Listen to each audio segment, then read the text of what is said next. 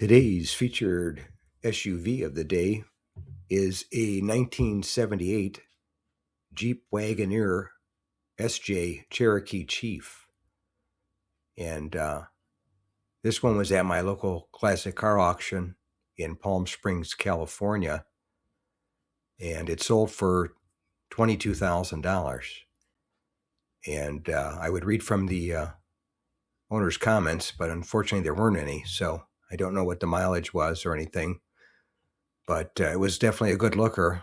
Looks like it had a nice candy gold paint job on it and some black wheels and kind of a two-tone black and gold combination, which looked real good. And as far as the Cherokee Chiefs go, from the research I've done, I guess they were only made in 2 years, 77 and 78.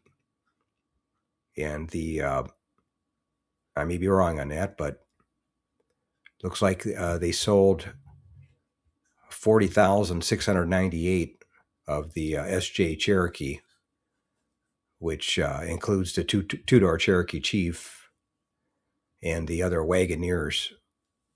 And the Cherokee Chief was a two-door version on a 109-inch wheelbase, which, like I said, was introduced in 77 and went into 78. Thanks again for watching. I appreciate it.